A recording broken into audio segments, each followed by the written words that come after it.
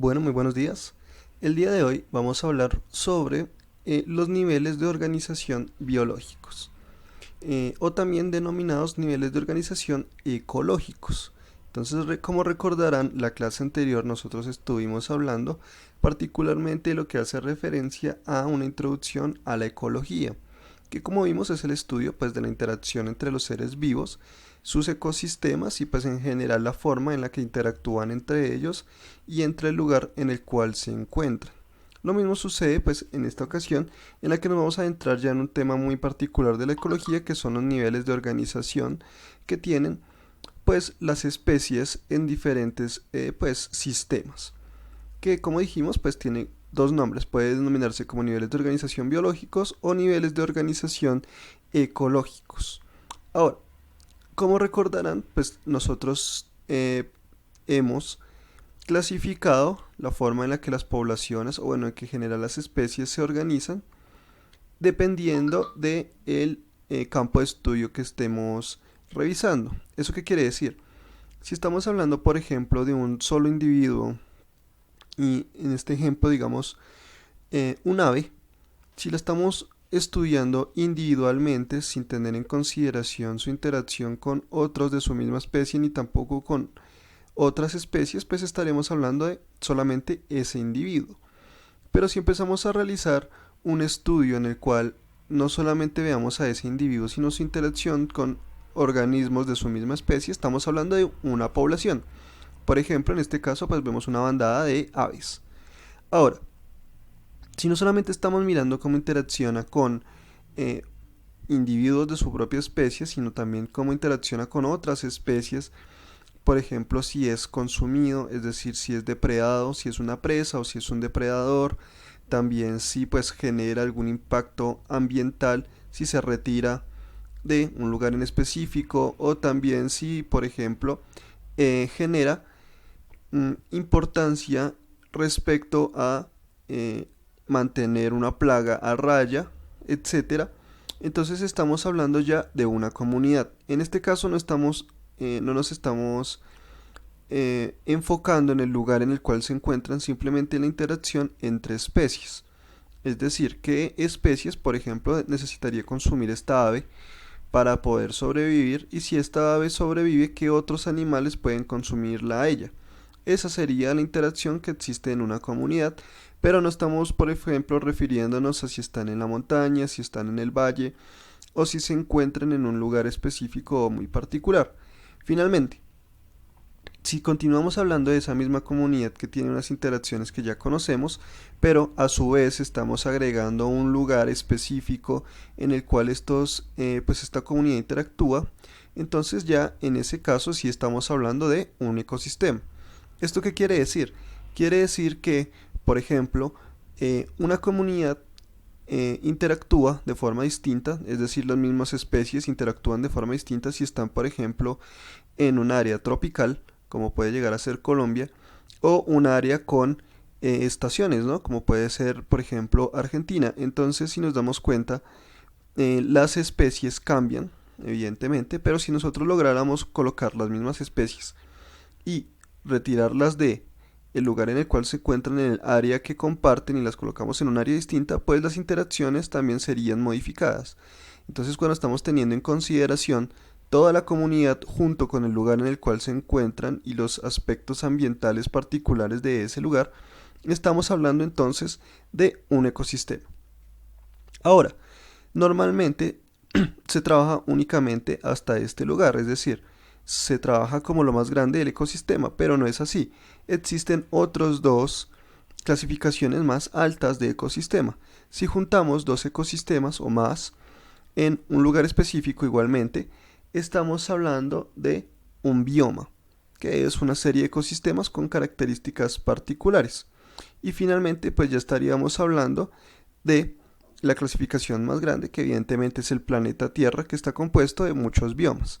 Está como por ejemplo el bioma tropical, en el cual estamos nosotros encontrados, sumergidos, y hay otros biomas diferentes, pero como podremos notar, prácticamente estamos hablando de continentes ya, cuando hablamos de biomas, porque son una serie de ecosistemas que, aunque diferentes, comparten ciertas características ambientales que no comparte con otros lugares del mundo. Finalmente, cuando juntamos los biomas, estamos hablando del planeta Tierra.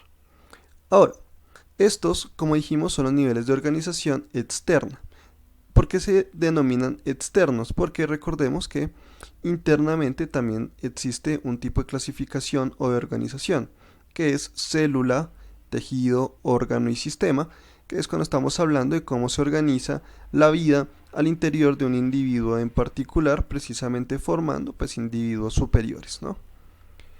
Ahora, vamos a hablar principalmente de la población. Entonces recordemos que cuando estábamos hablando de la organización, dijimos que estaba primero el individuo, que es uno solo, de una misma especie, o sea, es decir, por ejemplo, en el caso del ejemplo anterior era un ave. En este ejemplo podríamos decir que el individuo sería un lobo y la población es un conjunto de esos individuos. Es decir, ya no sería un lobo, sino pues serían varios. Pero tienen que tener ciertas características para que sean considerados población. Primero, deben habitar juntos, es decir, naturalmente deben tener la condición de que están juntos o que suelen convivir juntos. Por ejemplo, pues una manada de lobos, una bandada de aves o el mismo ser humano que suele pues generar poblaciones en las cuales se junta con otros de su misma especie. Y por otro lado, la otra característica que tienen las poblaciones es que estos individuos pueden reproducirse entre sí. Es decir, por ejemplo, nosotros no podríamos decir que un lobo que está junto a un gato, o por ejemplo en condiciones un poco más establecidas por el ser humano, en el cual ahí existen, por ejemplo, varios tipos diferentes de mascotas, un perro y un gato, o un loro y un gato, o peces, perros y gatos viviendo juntos, no podrían ser considerados población si hay uno de cada uno, porque a pesar de que habitan juntos, no pueden reproducirse entre ellos. Entonces no serían considerados una población, sino un lugar en el cual se encuentran tres diferentes especies o individuos de una misma de diferentes especies. Entonces, en este caso, población, como dijimos, un ejemplo son una bandada de lobos, una manada de lobos, que conviven juntos y que pueden reproducirse.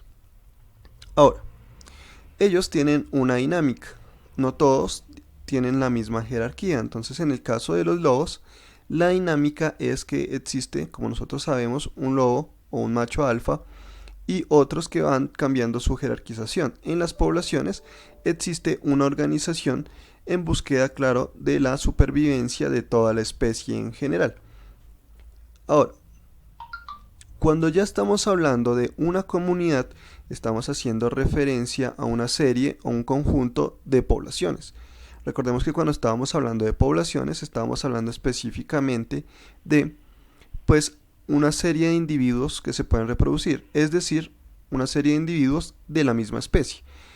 Bueno, aunque como nosotros sabemos, existe también especies distintas que pueden reproducirse, pero eso no es lo más común en la naturaleza, simplemente es algo que los seres humanos hemos podido realizar, pero si naturalmente no tienen tendencia a reproducirse entre ellos, entonces podríamos decir principalmente que no son una población, ¿no? Entonces, una población o una serie de poblaciones, un conjunto de poblaciones, es lo que podríamos decir un conjunto de especies.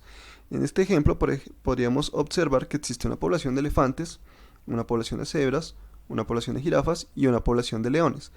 Si nos damos cuenta, pues esta es una comunidad bastante común, pero no en nuestras latitudes, ¿no? No se encuentra normalmente en América y mucho menos en América del Sur. Esto es pues una comunidad que se encuentra con mayor frecuencia en África, ¿no? Es una comunidad, podríamos decir, con tendencia a permanecer en África. Y pues esta serie de poblaciones que se encuentran en un lugar específico, como dijimos, tiene el nombre de comunidad.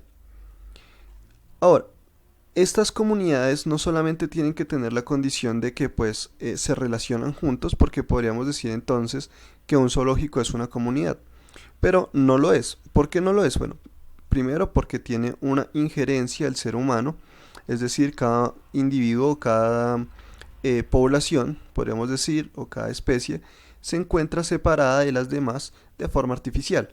Por otro lado, normalmente estas especies no tienen tendencia a vivir juntos en un ecosistema normal.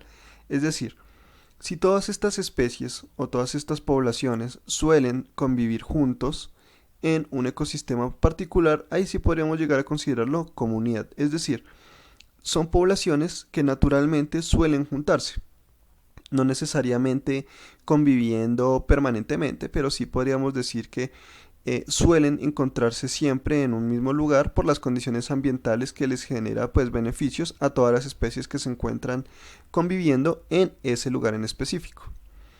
Ahora, los sistemas biológicos no solamente engloban lo que tiene que ver con las relaciones entre seres vivos, es decir, no solamente nos interesa cómo los seres vivos se mantienen en comunidad, es decir, cómo se relacionan entre ellos de forma positiva o negativa, es decir, ayudándose mutuamente o, pues como nosotros sabemos, generando interacciones negativas, como puede ser la depredación, sino que también es relevante el lugar en el cual se encuentran. ¿Eso qué quiere decir? Que muchas especies no solamente están adaptadas para evitar, por ejemplo, que un depredador las consuma, sino que también están adaptadas para soportar o sobrevivir en el medio en el cual se encuentran. Entonces, por ejemplo, en el caso de los pingüinos, tienen facilidad en su cuerpo para nadar, ¿cierto? Tienen un pico lo suficientemente rígido para poder consumir peces de ese lugar, pero también tienen una capa de grasa que lo que hace es que les permite pues soportar bajas temperaturas. Entonces, no solamente es relevante cómo ese pingüino interactúa con los demás organismos de ese ecosistema, sino que también es relevante cómo se adapta para soportar o sobrevivir en los, pues podríamos decir, factores climáticos que existen en esa región, en ese lugar. Ahora, la interacción entre seres vivos y el medio en el que viven, como dijimos, es lo que nosotros denominamos ecosistemas. Quiere decir, los ecosistemas son no solo la interacción entre comunidades o una interacción de una comunidad, sino también su relación con el medio en el cual están conviviendo. Es decir, también es importante el lugar y las condiciones climáticas que afectan a esos individuos. Bueno, espero que les haya gustado, que hayan aprendido y nos vemos en la próxima oportunidad. Muchas gracias.